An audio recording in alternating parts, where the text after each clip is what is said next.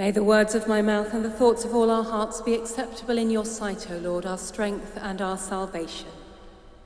Please do sit down.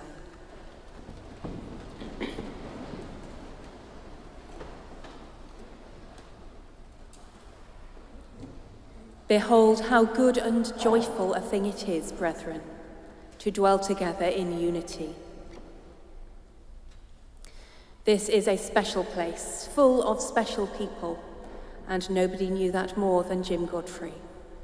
He knew this building, every stone, every monument, every window, especially the windows. He knew this community, every member, every volunteer.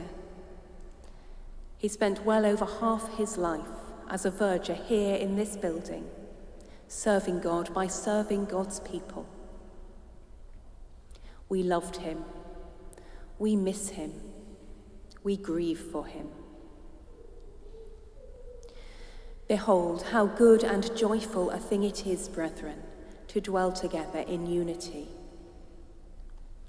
Sometimes it takes a tragedy to realize how much people care for one another.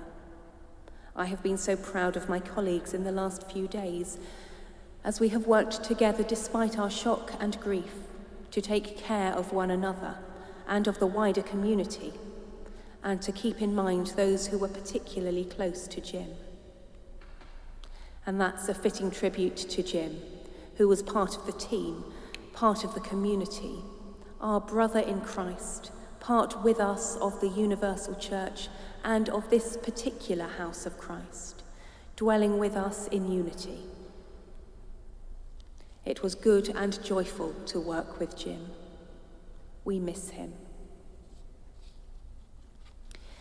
In his first letter to the Thessalonian church, not one of today's readings, St. Paul writes to a community whose faith has been shaken by the death of some of their brothers and sisters with whom they had dwelt in unity. Paul writes to them, so that you may not grieve as others do who have no hope. There are people who misinterpret this as telling us not to grieve at all. They are wrong. We may grieve.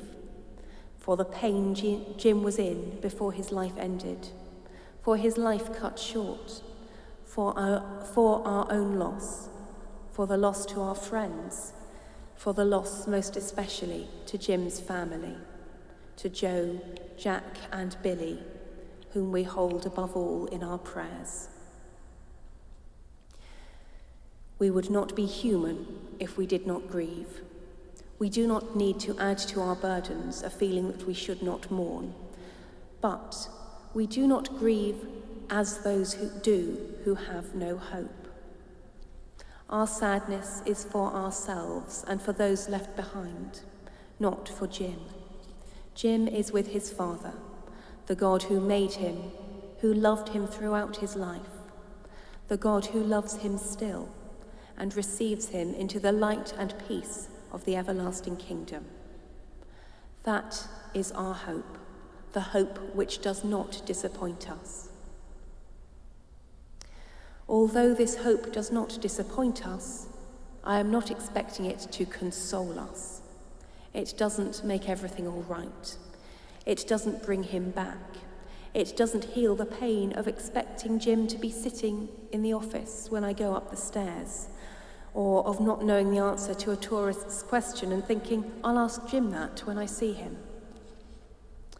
What it does do is promise that this world, this life, in which pain and loss and grief happen all too frequently, is the shadow world, not the real world. In the real world, which is the kingdom of heaven, the new heaven and the new earth, there will be no more mourning or crying or pain. In that real world, Jim is now safe and at peace. His struggles are over. His mind is at rest. This is a poem I've read in this cathedral before, but today again is a day for Evangeline Patterson.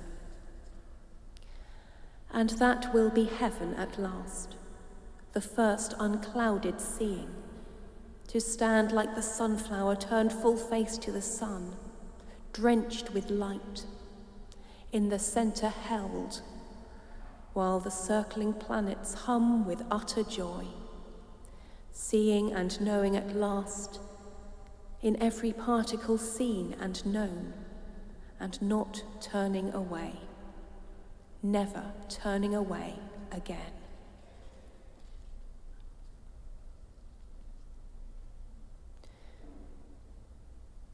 Jesus shows us a glimpse of that unclouded seeing in his healing miracles. These are hard to read in times of tragedy. If Jesus really has the power to heal and to save, what is he doing? Why did Jim suffer so much? Why did he die?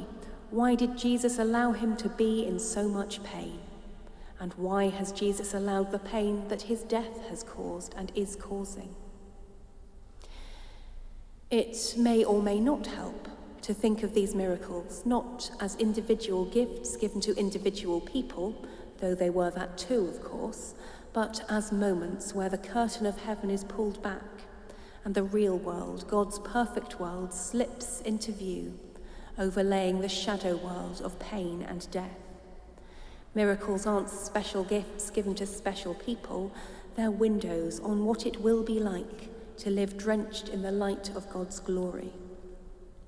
So when in today's gospel reading the sick daughter is healed, that's not just out of concern for the woman and her daughter. Jesus cares about them, but even in Galilee, even when Jesus was there were people he could not get to, people he did not heal. Jesus also cares about showing there is more going on than we can see. There is a place where torment of every kind will end. We cannot escape pain in this world, and goodness knows we know that viscerally today. But this world is not all there is.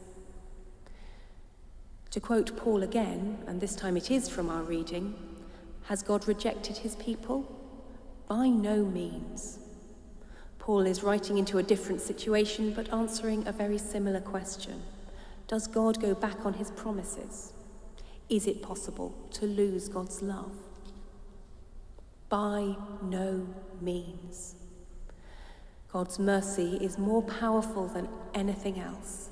Even when it feels as if we are rejected, even when we are in the middle of crushing loss, even when we feel abandoned, God has not rejected us, just as God has not rejected Jim.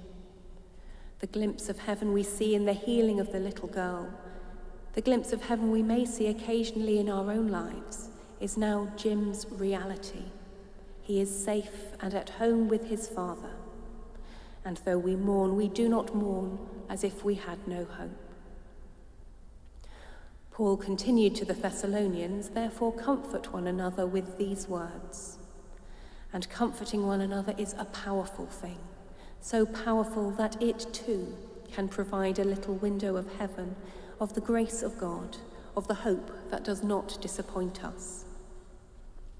Comforting one another is best done, contra Paul, not with words, but with presence and with listening and with acts of kindness. Jim's family need that now, and so do his friends and his colleagues, especially those who worked very closely with him day by day. If you have comfort to spare, if you can hold fast to your hope, please share that comfort and that hope through gentle solidarity with those whose grip is shakier. Behold how good and joyful a thing it is, brethren, to dwell together in unity. Unity as those who loved Jim here in this community to which he belonged with us. Unity of those who believe in the blessing God has promised, life forevermore. Unity of those who comfort one another and share our hope. And unity that does not end with death. Jim is still part of this community, missed and mourned and remembered with great thankfulness for all that we shared. Jim is still part of the people of God who are never rejected. God has received him, seen and known him, fully understood and fully healed him, and drenched him in unclouded light. And may we hold to the hope and comfort one another, that one day we too will be held by God, seen and known, never to turn away again.